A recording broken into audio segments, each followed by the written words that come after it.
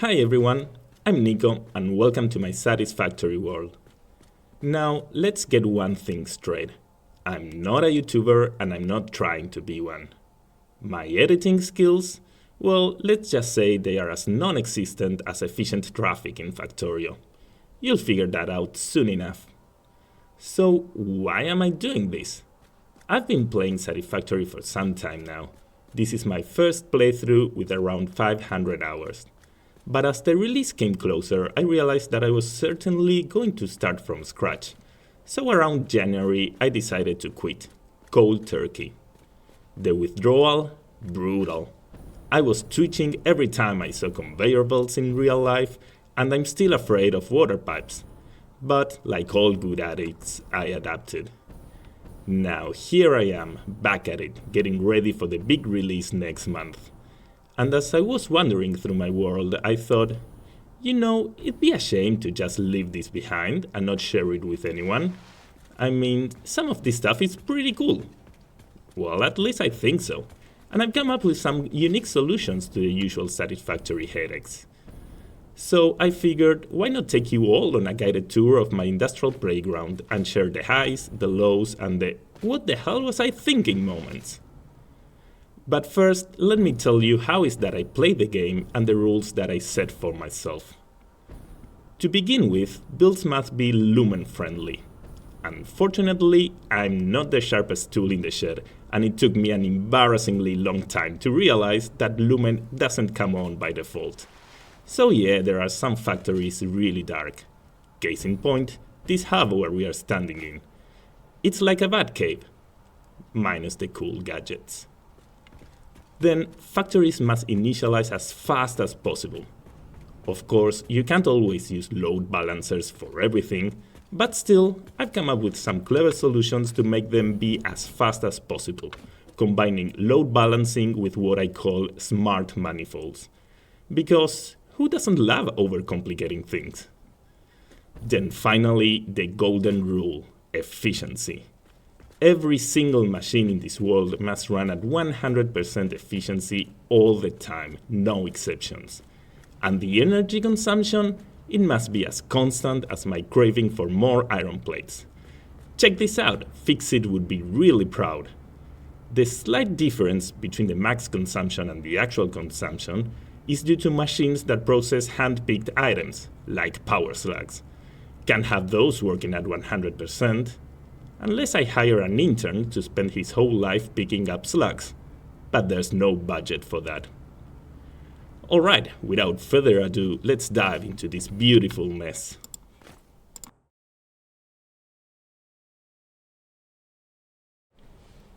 So, where are we standing right now?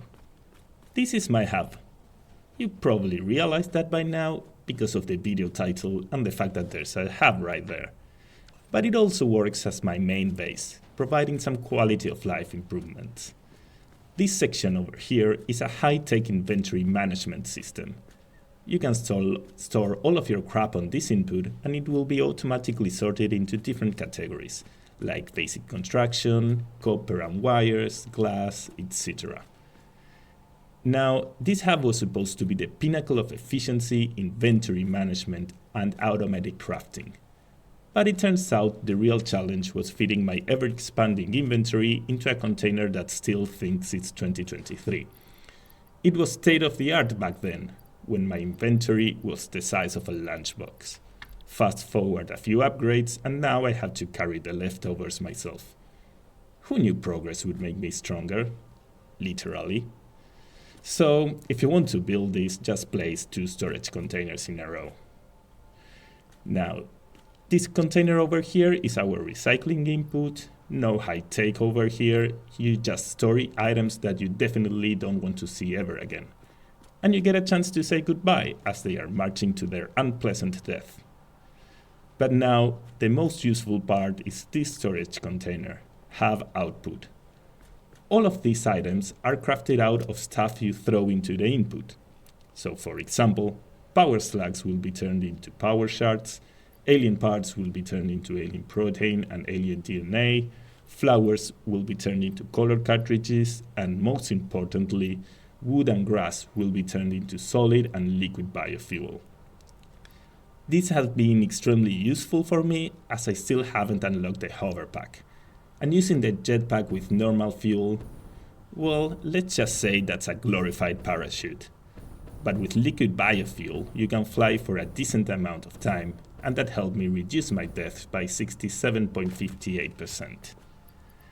Now, if you are planning to build this, as a recommendation, don't connect a sink at the end of the line. You might be storing in your input something that you haven't programmed on your categories and end up recycling it. That's where this undefined stuff container comes into place. It's mostly Christmas stuff, but there are some important items. Okay, so let's take a quick tour to see how this works. Okay, let's dive in. On the first level, we have a huge room. That's basically to fit the big machines. In this case, the refinery that's making liquid biofuel, the packager that's packaging it, and we also have the assembler that creates fabric. Then over here we have our main organizing logic, done mainly through programmable splitters. These splitters are like the bouncers of my inventory system. They are strict, they know who's allowed in, and they make sure everything is in its place. Just don't ask them about the cramped conditions. They get a bit testy. So the first one is to sort out what I consider completely useless items. These will be immediately recycled. After that, we go to a main line, also done through programmable splitter, where I basically program the categories I wanted to make. Now, it's important that we don't want to risk jamming the main system, and as this is connected to a storage container, it could get filled up, like in this case. So in order to prevent the jam, each one of these has a smart splitter, and it sends all of the overflow to this line on top, making sure that if the container is full, well, we will be recycling any excess items we send through. So, well, here we have some categories, some other categories. I have no idea why I have a none over here. And then this is the last one that I had to split into two because I ran out of space. But important thing is that each one of them has a smart splitter to control the overflow and never risk jamming the system. Then after the first line of sorting, we go to a lower level. Let's dive right in.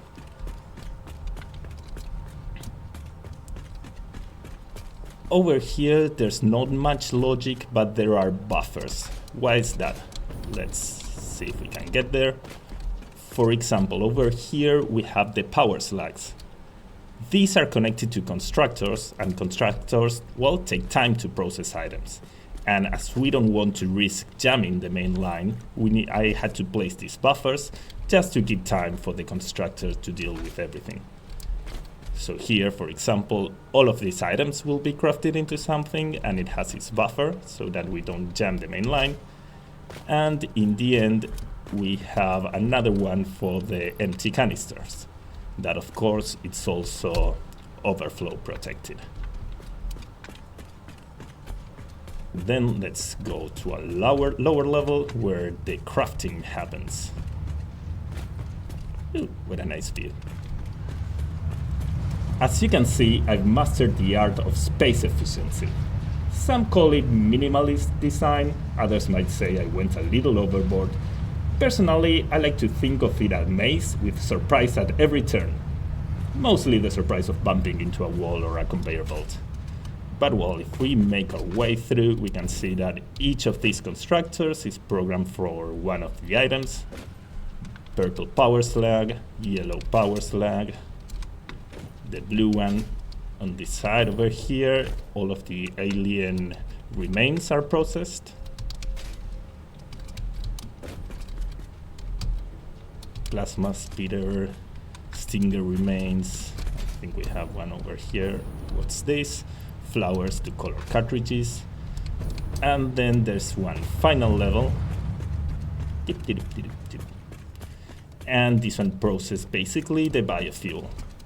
We start over here turning wood into biomass and leaves into biomass. Then this gets divided because the biomass is required for different things. And at the end, we have our sink, where everything we don't want gets immediately recycled. So, well, that basically wraps up my main hub and my main base. Feel free to copy any ideas and improve them. Just as a reminder, nothing of this is connected to a factory, so the only items you're going to see here are items that you once threw into your input. The only thing we are actually grabbing from the world is water, because we need water for the liquid biofuel that goes all over that place and comes through the main pillar, column thingy. So, well, I hope you enjoyed the video. I won't be harassing you to subscribe because I probably won't upload any video once I'm finished with the world tour, but feel free to leave a thumbs up, and if you have any friend you hate, you can also recommend me my videos. Thanks to everyone, and we'll see you in the next one.